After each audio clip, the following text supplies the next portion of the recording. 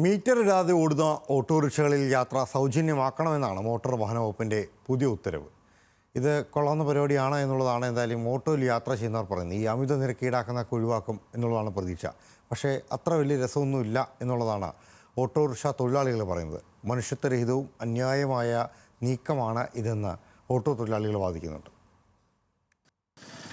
അമിത നിരക്ക് ഈടാക്കുന്നത് ഒഴിവാക്കുക, മീറ്റർ ചാർജ് കർശനമായി നടപ്പിലാക്കുക എന്നീ ലക്ഷ്യങ്ങളോടെയാണ് ഓട്ടോറിക്ഷകളിൽ മീറ്റർ ഇട്ടില്ലെങ്കിൽ യാത്രാ സൗജന്യം എന്ന സ്റ്റിക്കർ നിർബന്ധമാക്കി മാർച്ച് 1 മോട്ടോർ വാഹന വകുപ്പ് ഉത്തരവിറക്കിയത്.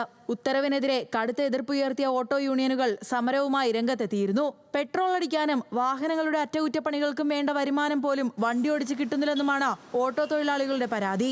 അങ്ങനെയിരിക്കെ പുതിയ ഉത്തരവിലൂടെ തൊഴിലാളികളെ പ്രതിരോധത്തിലാക്കുന്നതിനു പകരം മിനിമം ചാർജ് വർദ്ധിപ്പിക്കണമെന്ന് അവർ ആവശ്യപ്പെടുന്നു. എന്നാൽ ഓട്ടോക്കാരുടേത് പകൽ കൊള്ളയാണെന്നും രാത്രി യാത്രകളിൽ അന്യായ ചാർജാണ് ഈടാക്കുന്നതെന്നും യാത്രക്കാർ ആരോപിക്കുന്നു. സാധാരണക്കാരെന്ന് ഇവിടുന്ന് ഏകദേശം കഴിഞ്ഞ ദിവസം ഞാൻ ആയിക്കോട്ടെ പോയി 50 രൂപ, രാത്രി 9 മണിയായി എന്നാണ് കഴിഞ്ഞപ്പോഴത്തെ 50 രൂപയാണെന്ന് പറഞ്ഞു. വേറെ വഴിയില്ലല്ലോ. രാത്രി 10 മണിക്ക് വേറെ ബസ്സില്ലല്ലോ. ഇവിടുന്നൊക്കെ 10 രൂപയുടെ ഓട്ടേ ഉള്ളു.